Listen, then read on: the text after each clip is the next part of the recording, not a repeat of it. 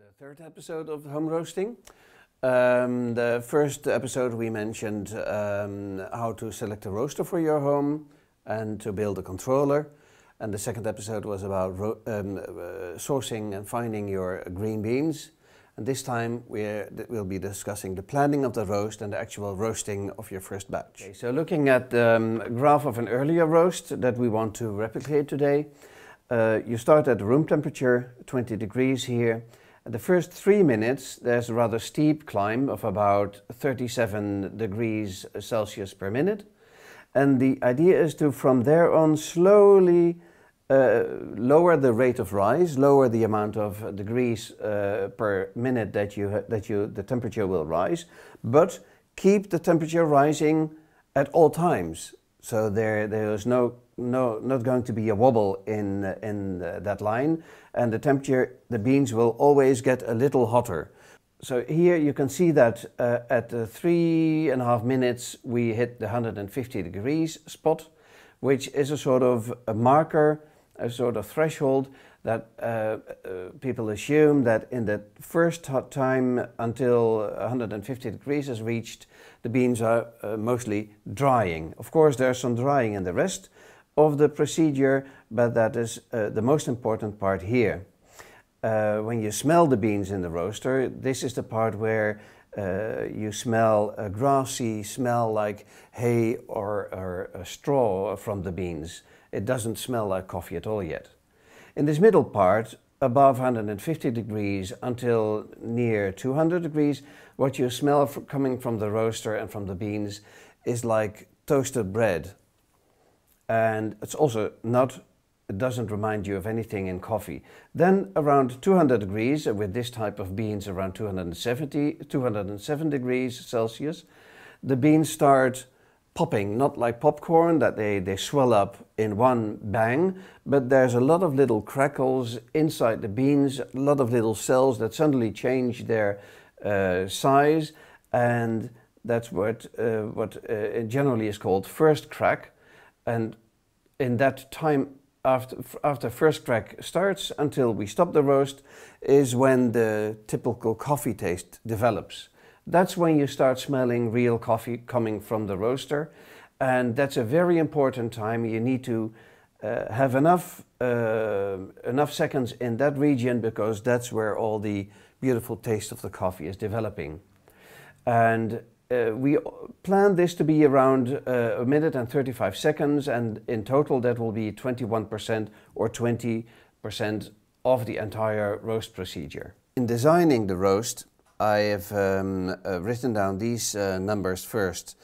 In the first 3 minutes, I want to reach the 133 Celsius point. And then in every step, there will be 1 minute to take for that step until the last one, which will be maximum of a half minute.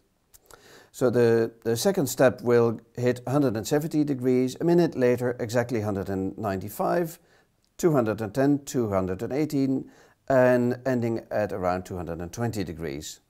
The steps will be 37, 25, 15, 8 and 4. So the step of the rate of rise will be smaller all the time.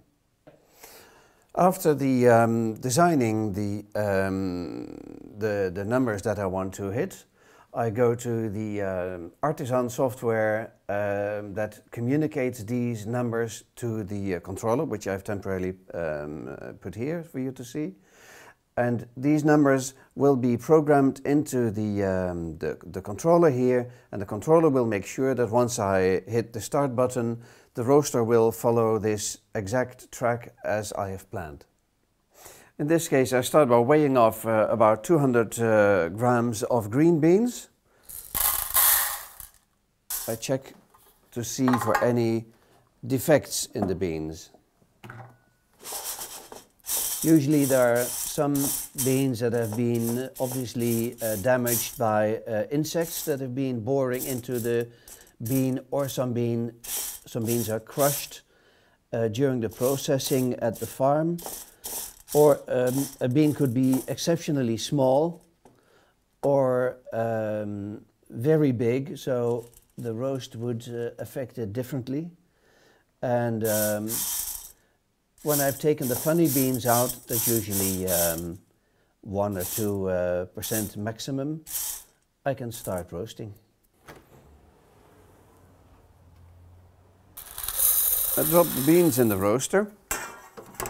When I start the roaster, which has a countdown of 5 seconds, I have these 5 seconds to start all the rest of the machinery. So 5, 4, 3, 2, 1, start.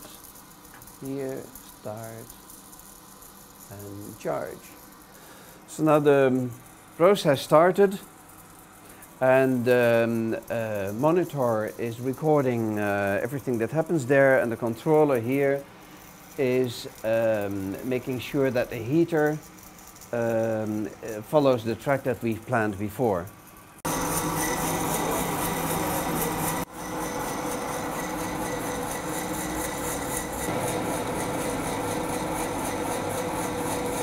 Show you here what's happening here.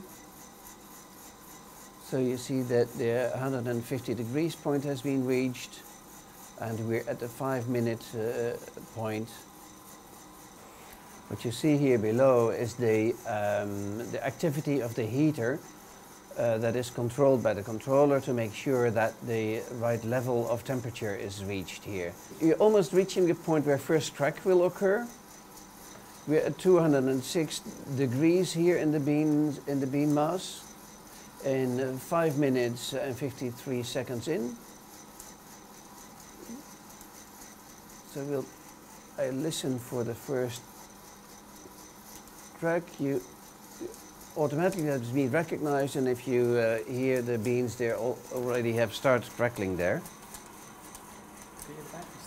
And I switch here to see the percentage of the time that the development phase has been taking. So it's now at 5%, and when it'll be around 20%, I'll stop the roast and start the cooling.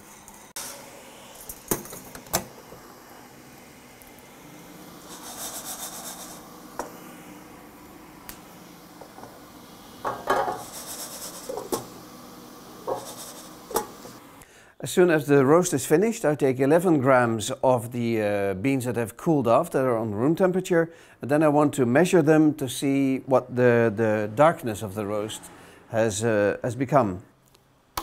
Switch it on.